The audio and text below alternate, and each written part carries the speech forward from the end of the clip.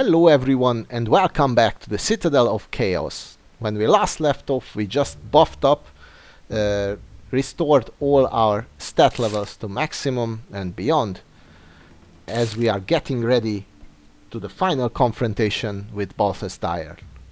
We know the combination to the lock of that is on this on the door of his chamber, so let's enter it and proceed and see what we are up against. We turn the handle as carefully as possible so as to surprise whatever awaits us. Slowly, the door opens and we enter the room, which is dark and lit by a single flickering candle. Our blood drains as we see a single three-pronged trident heading directly for our throat. In a flash, we must decide what to do. We could try to jump out of its way, or use our last remaining shielding spell scroll, and I don't think this is a magical trident. Why? It sounds redundant to conjure up a trident of all things. So he must have picked up something. Well, this must be either an automated trap, or Balthus Dire must have picked up a trident lying around and threw it at us. In any case, a shielding spell would work, so let's use it if we have the time to use it. So let's see if it works. In the nick of time, our spell stops the trident in mid-flight, horribly close to our neck. Wow, okay. So far so good. It drops to the ground. As we compose ourselves after our fright, we glance around the room. It is obviously some sort of military headquarters. Scrolls with strategic maps hang from the walls, as do portraits of past generals. A bookcase in one corner holds hundreds of leather-bound volumes. Ornate drapes are drawn across a large window. A cabinet along one wall holds pikes and swords of a variety of deadly shapes and sizes. In the center of the room is a model landscape which we recognize as the Vale of Willow. Armies of miniature troops are positioned on the model. This must be the invasion plan. Leaning against the table, with eyes fixed on us, is Balthus Dire himself. So much for surprise, I guess. His very stature is formidable. Well over 2 meters tall, he is built like an ox, with broad shoulders and muscular arms. In his battle tunic of leather with wide, studded wristbands, he looks more like a soldier than the demi-sorcerer he really is. "Impudent peasant," he growls. "Do you think you are any match for Balthus Dire?" With these words, he snaps his fingers, and we hear a grunting from behind. We swing round to see a grotesque creature shambling towards us. Its hairy body has 4 arms, each ending in vicious-looking hooks. As it approaches, it slashes the air in front of it. "Why, I'll wager you are not even a match for a claw beast," laughs Dire. Alright, well, we were told that he was a dangerous demi-sorcerer, a black sorcerer. We didn't expect to find a warrior of this size. And this place also has a mouse problem, incidentally. This is going to be a tough fight, I bet. He's both magically and physically very able. But before we do anything else, I'd like to point out that his barber should be fired. And I would also like to point out that the Gark had the same hairdo, so maybe he orders it around that his personal guard needs to they need to have matching hairdos all across the board. At the very least, fortunately, he didn't force his wife to have this ridiculous whatever that he wears on the top of his head. But let's not joke about this. This guy is dangerous, formidable, strong, whatever, and he has conjured up a claw beast, or released whatever, behind us, which is a wonderful situation to be in. So we have the claw beast in front of us now because we turned around, and we have Balthus Dire behind us. ideal. We could try to fight, and probably this creature can be beaten, but we would be open to attack by the master himself. So let's try to see if we have any other options. We are fresh out of shielding spells, not that they would be useful here. Or we could use our one and only weakness spell scroll. This creature is physically strong. Hopefully at the very least we can, you know, make it weaker and end the fight more easily that way. It would probably not work against Balthus Dire anyway, so this must be the last, the first and the last time to use it. So let's see if that works out. The beast whimpers as the spell takes effect. The immense weight is indeed a burden without its normal strength. It collapses in a heap, unable even to lift itself from the ground. Perfect. We step over and run our sword through its chest. The unfortunate creature lies dead at our feet. Ha! Take this. So far, we have passed the first two challenges that Balthus Dire has thrown at us.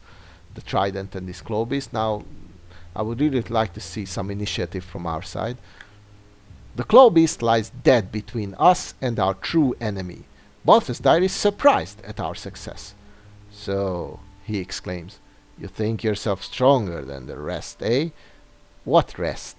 Don't tell me that after the Ganges and the literal pile of dead bodies below the Hydra, he still had to deal personally with some of the assassins.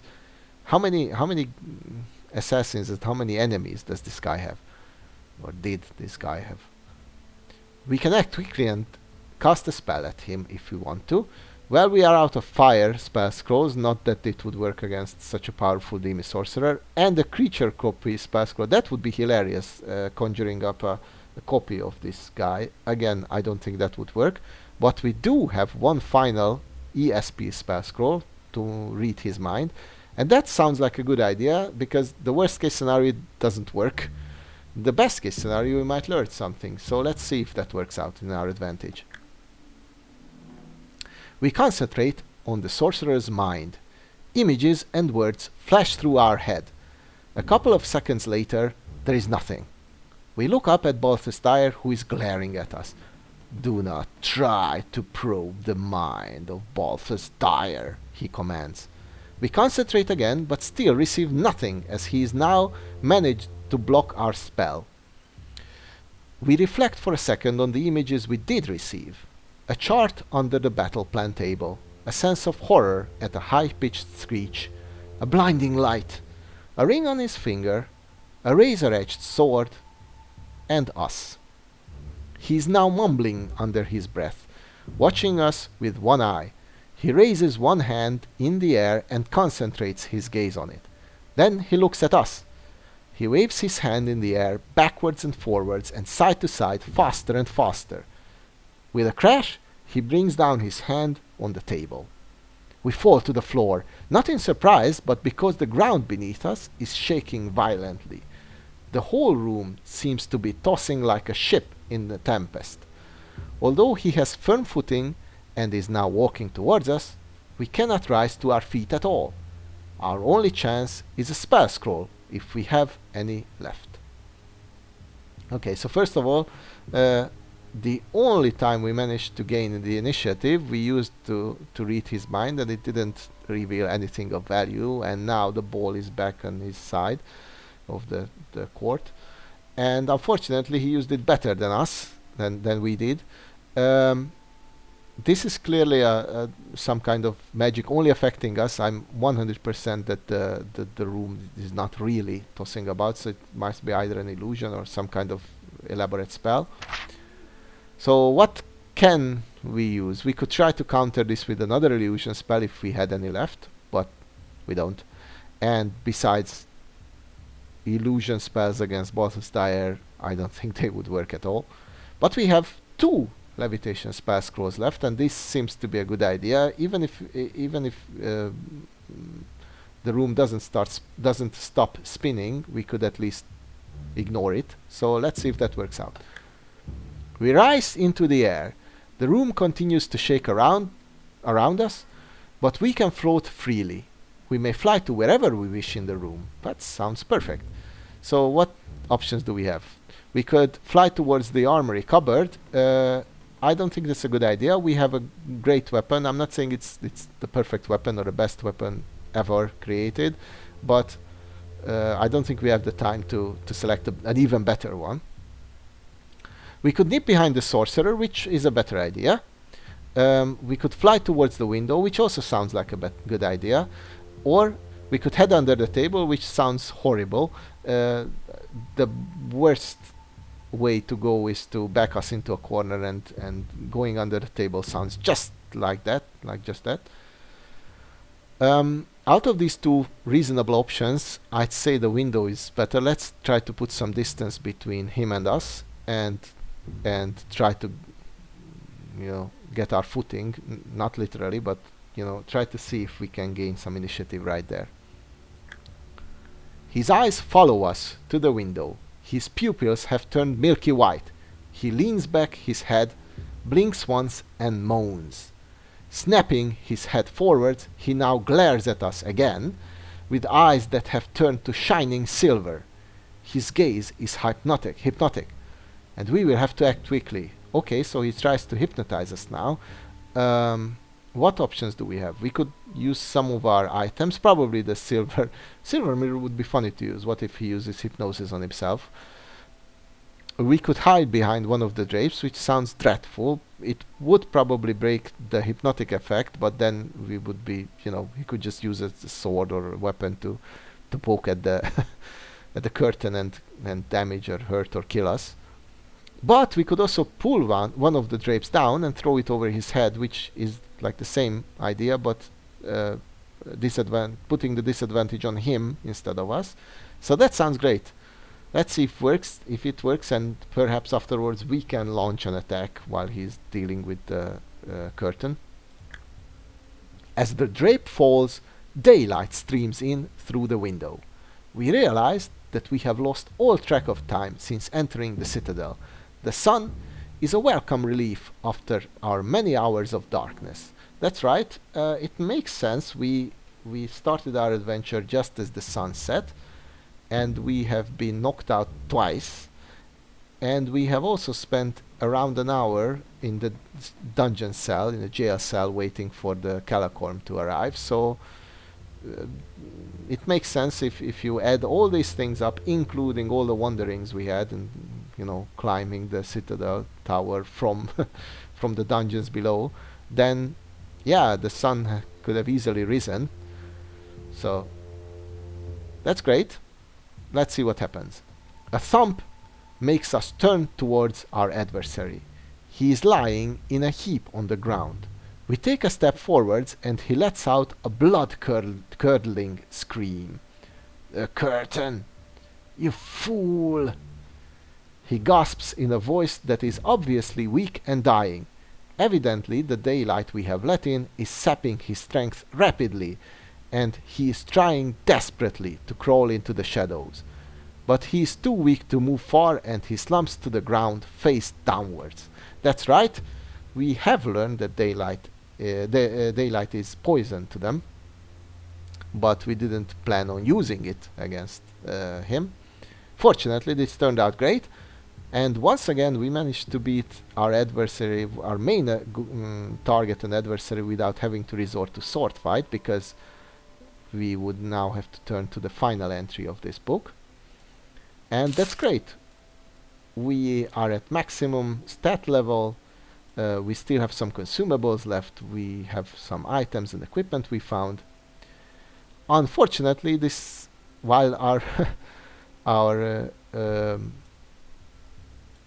while our quest worked out and our mission worked out just fine, we still have no way to get back out of here. So before we turn to the final entry of the book, let's recap the map real quick, as always. So we managed to cross the courtyard. We skipped the temple in the middle of the courtyard. If you recall, we went through the Butler's Doom, dealt with 2 of the 3 wheelies. Then we killed the Gark. We went to the library, which was most enlightening, but we ended up in the jail and we had to climb our way back up. We met Seamus, the obnoxious, annoying leprechaun, and as we walked through the sewers, the washerwomen, we passed the golem, and we managed to meet Lady Lucretia. I don't know why it's never stated that it's her. It is her actually, by all. It's I'm 100% sure this is Lady Lucretia, the only sorceress of the Citadel. And then we climbed the tower, which was, we were 100% successful in crossing all of the rooms and encounters. And now we have just defeated Balthus Dyer. So far so good. Let's see what the final entry has to tell us. Balthus Dyer, lying at our feet, is dead. Our mission has been completed. The Vale of Willow is safe from attack, for the time being at least.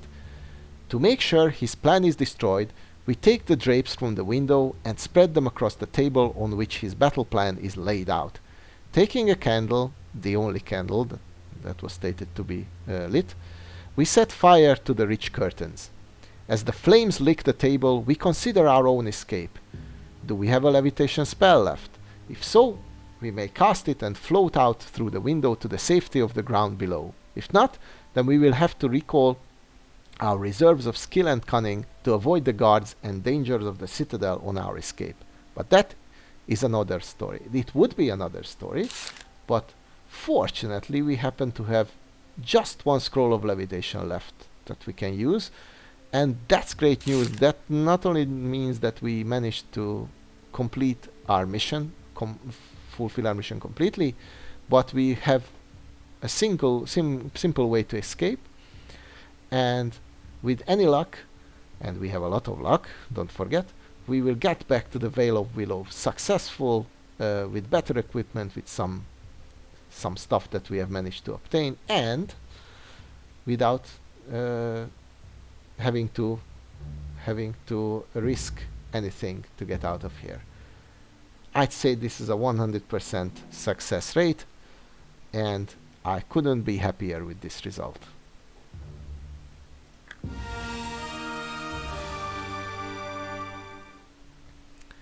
Thank you for joining me on this adventure. Before I finish this video, I'd like to say a few words about the book itself.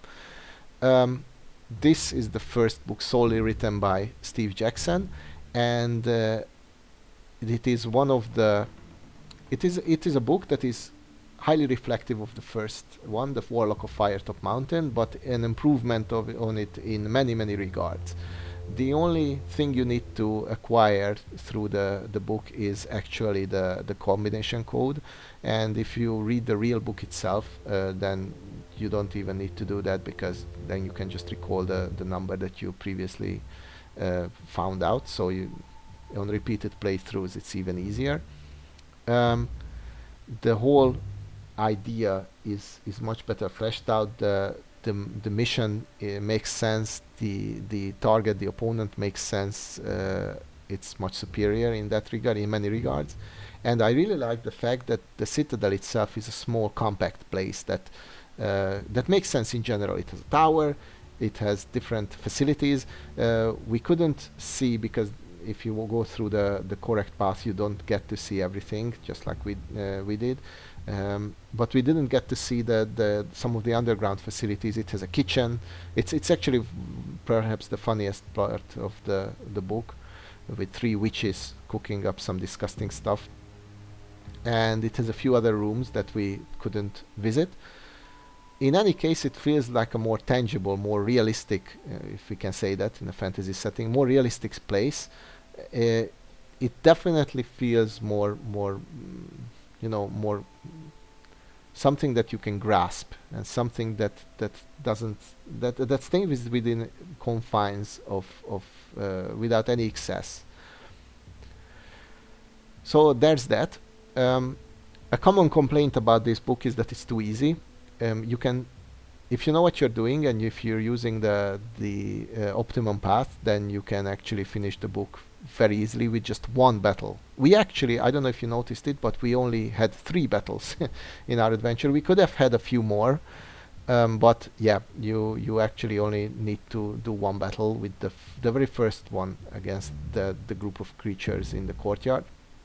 Everything else is avoidable, and if we hadn't got caught in the library, we would have directly ended up in the dining room, so everything in between those 2 chambers was like extra that I wanted to show off.